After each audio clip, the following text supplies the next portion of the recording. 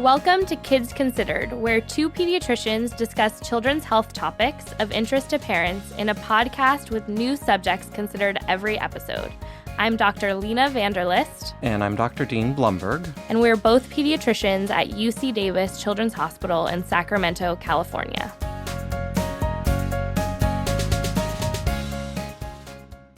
So it's been a little while since we did an update on screen time recommendations and the impact that screens have on development and behavior. Right. Your favorite topic, I think. One of my favorite topics, that's for sure. I think that was one of our very first episodes. Yeah, I'm shocked I haven't brought it back before now. Mm-hmm. Because over the last 5 years, access to screens for entertainment and education, it's really become ubiquitous. And so it's no wonder that so many parents reach out with concerns about how this might affect their child.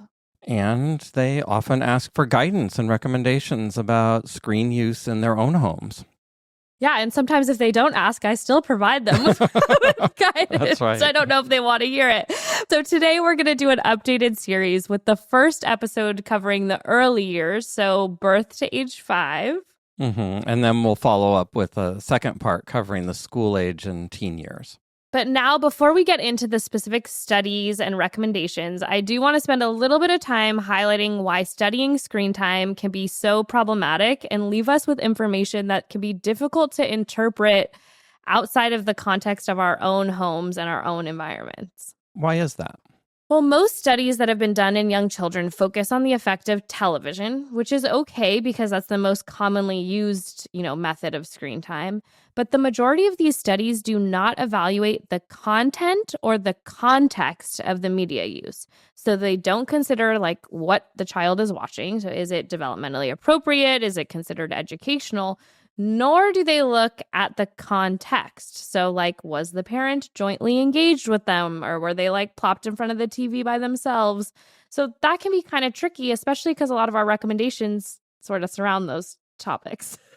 Yeah, and there must also be so many compounding variables. Things like, are the kids that are more quote unquote difficult to begin with, are these kids given more screen time just for parental sanity? And, remember, we recently did a podcast on parenting kids who react a lot. Yeah. Or are parents who work outside of the home more or have various childcare situations more likely to use screens? So all of these things are going to play a role into not only the amount of screen time, but also the context of the screen time and the developmental outcomes. So all this is to say, try not to put too much weight into any one study or finding, but we'll talk about some of the consistent findings that these studies have shown. One thing we do know is that young kids are spending a lot of time on screens, really now more than ever before. So in the U.S., most 2-year-olds use a digital device every single day, and 9 out of 10 children are introduced to a device before their first birthday. One study reported on average, children from 0 to 2 years old spend around 42 minutes with screens a day, and 2 to 4-year-olds spend an average of 2 hours and 39 minutes a day. The majority of screen time in little ones, like I talked about 70% is spent watching television.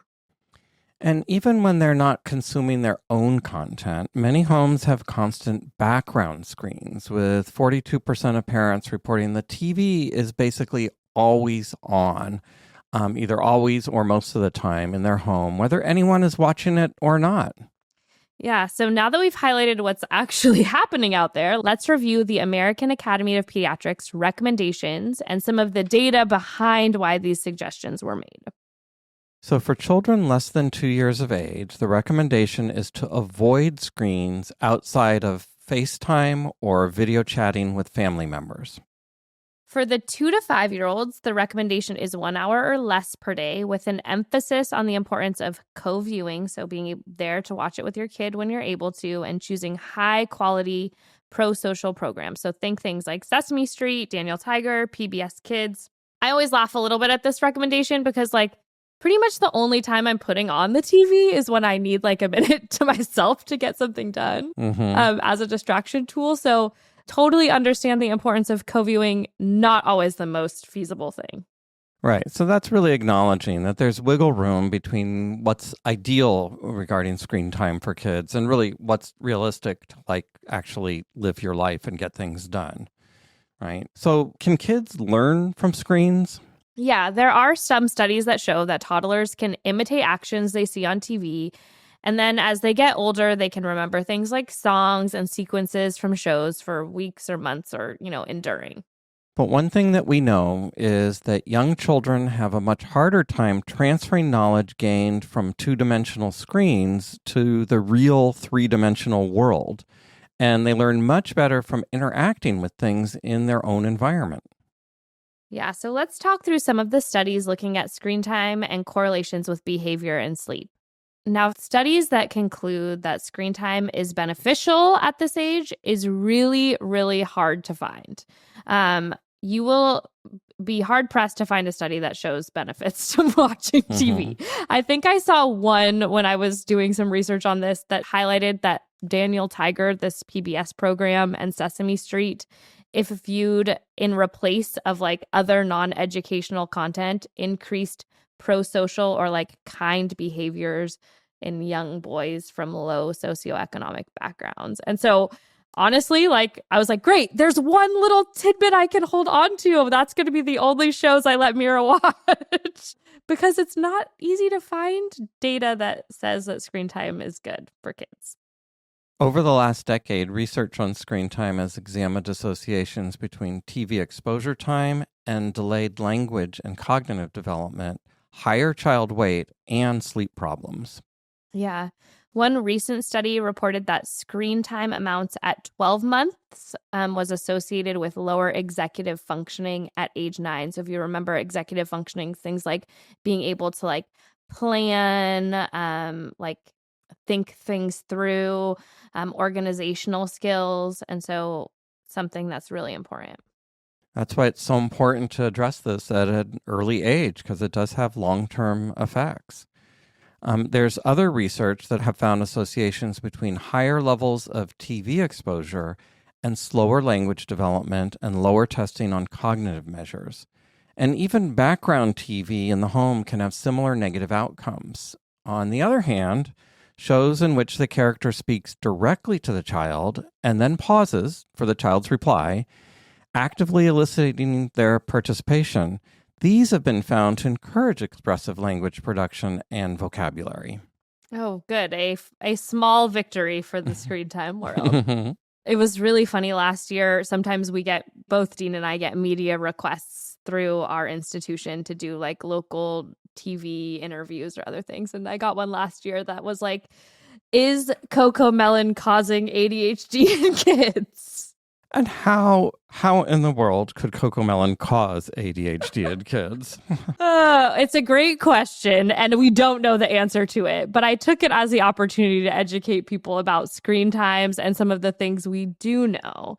One study like that looked at this a little bit, so like looking at attention problems, found that viewing of entertainment TV, whether it was violent or non-violent before 3 years old, was associated with more attention problems 5 years later. However, viewing these educational TV programs was not linked to attention problems. So you might be thinking, oh my gosh, what is entertainment TV and what is educational TV? I would tell parents that those shows that are really fast-paced, YouTube where kids are just kind of like aimlessly playing with toys, or there's like very frequent transitions between scenes, would be more like entertainment TV, and educational would be more things like Sesame Street, PBS. Miss Rachel is one that's commonly watched right now. Coco Melon, I couldn't find any studies specifically if you're wondering about what the answer was to that specific question. But I definitely have, anytime I've seen it on, get a little like anxious myself. So I don't know. Jury's still out. Okay. Well, when it came to sleep, one study revealed that the amount of TV viewing overall, especially at bedtime, for children with TVs in their bedrooms, which was the case for about a quarter of the children in the study, that had the strongest association with sleep problems. Some studies have also highlighted an association between increased screen time for young children and being overweight. This likely has less to do with the TV itself and more to do with the fact that it usually displaces time that kids would be spending doing other things like jumping on the trampoline, being active outside, running around. And it also is likely related to food-related advertising. So that's a good point because there's good evidence to show that children are not capable of distinguishing between television program content and advertising until the age of 4 or 5 years. So it's not surprising that children exposed to television advertisements are significantly more likely to choose advertised food products than children who are not exposed to them. Yeah, another big reason to avoid content with ads if possible, Hmm. which I think, it's easier now to do for sure, but like you have to like pay for the specific streaming Hmm. platform without ads, or you have to like pay for the extra YouTube thing without ads. So I don't know. Yeah, It's and possible, but it's, costly sometimes. right, and those TV ads. It's not like they're advertising like tofu or raw No. carrots or something like that, right? I mean, pretty much all the stuff they're advertising, not all of it, but pretty much all of it is going to be unhealthy Not for good. kids. Not good for you. Yeah. Hmm. One thing I think about a lot is if screens could be inhibiting children's ability to develop their own emotional regulation skills. So often in the office, I see kids having a meltdown or like out at a restaurant and the kids, you know, acting up and the parent puts on a show or hands them a device. And I totally understand this temptation, but I do worry about like kids relying on this to be able to regulate themselves. And there was a really like hot off the press Journal of the American Medical Association or JAMA Pediatrics article recently that showed that a higher amount of child tablet use at 3.5 years was associated with a higher number of expressions of anger or frustration a year later. And then those kids that had the higher anger or frustration actually then went on to have even higher tablet use a year later than that. So there's some evidence that's starting to come out that may show issues with this. So now that we talked about the doom and gloom, let's talk about some real life guidance. Yeah. So, despite all of this research, and Dr. Dean mentioned this is like an area that I am really interested in and have done a lot of reading in. I have to admit, my 3-year-old gets about 30 minutes of screen time every day, and I cannot say with confidence that she wouldn't get more if I didn't send her to full-time preschool where they don't do screens. Hmm. But I think that I have implemented some strategies to help buffer the negative effects. And it's usually what I recommend for parents who I see in my office, where no screen time is not an option. Okay, so let's hear it. So first, I would recommend creating a predictable schedule for when you're going to allow screens. For us, that's every morning between 7 and 7:30 while I get myself ready for work and make her breakfast. We do allow for slightly more screen time. So like when we're flying somewhere, we allow her unlimited access. When we're going on long drives, so that's going to be like 1 hour or more in the car, sometimes we'll let her. Or if it's like a really hot day outside and she's stuck cooped in or we're all sick or exhausted, we might do a movie on the weekends. Right. I can't imagine limiting screen time on a 14-hour flight, for example. Yeah, unlimited screen time at that in those. Keep your sanity. Yes. Yeah. So it sounds like you've created a routine and predictability around screens for Mira. And the American Academy of Pediatrics has a great resource that can help your family create something similar. And this is called a Family Media Use Plan. And we have a link to it on our website. It's really important to choose educational age appropriate content. So PBS is always a good option. Daniel Tiger, Sesame Street, Miss Rachel, which a lot of parents ask me about, seems really good. Bluey is like this cute Australian cartoon with like a dog family. It's fun. They do a lot of like imaginative play. It's a good example of getting parents very involved in play. And I think it's a good like caretaker role model, and the episodes are quite short. At our house, we pretty much only do Daniel Tiger, sometimes Bluey, and sometimes a Disney movie on the weekends. We definitely avoid YouTube Kids, unless like over the Olympics, we searched for a lot of like Simone Biles gymnastics videos. But that was always under supervision because in my experience, it's hard to find high quality content and not get exposed to ads or like rabbit holes where like maybe you started with something appropriate, but then the next video is something that you wouldn't have chosen to show your child. CommonSenseMedia.org is a great resource for vetting age-appropriate content for movies, shows, and games. At our house, we do not do screens at restaurants, outdoor activities, or other activities where we want her to learn how to function like a normal human. I have this like burned memory in my mind of like being at the Monterey Bay Aquarium and seeing this little kid getting pushed around, and he was just like looking at a tablet instead of all the amazing fish. And it made me really sad. And I said, that is never going to be us. I will admit that like going out to eat is not fun. Not fun at this age, unless you're going to a very family-friendly restaurant, or maybe if you're getting a babysitter and just going out with your partner. But we have chosen to limit screens to our home or flights. Well, it makes sense at this age to go to a restaurant where she can be active and the noise level is less of an issue rather than going to like a totally grown-up restaurant and hoping that like a screen will placate your child, right? Yeah. No, not going to take that risk. I'll hire a babysitter for those nights. We do try for co-viewing and we give joint attention when possible. But to be honest, a lot of times this involves me popping in for a second and like asking her a question or making a comparison to something that we've done. So like this morning, you know, she was watching a Daniel Tiger episode about going to the dentist. And I was like, oh, remember we went to the dentist 2 weeks ago? Or like, what did you do at the dentist? And then I popped back out. We sing a lot of the songs that she's learned from some of these shows outside. Like there's a very cute episode where it talks about like parents going out and it's like grown-ups come back.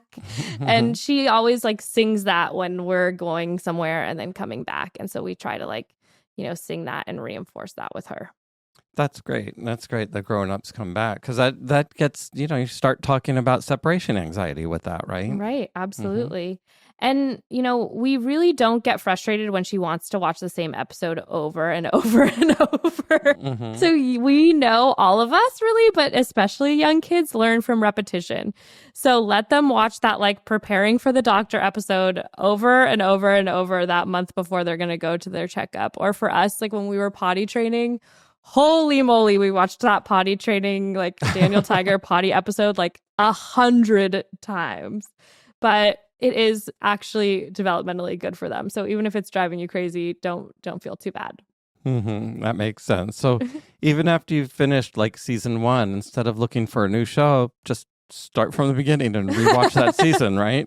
Yes, exactly. At our house, we do not do TV for at least an hour before bedtime. And we've discussed at length before how screens can be activating, but also suppress your body's natural ability to make and release melatonin, our natural sleep hormone. And lastly, we try to be really intentional about our own screen use.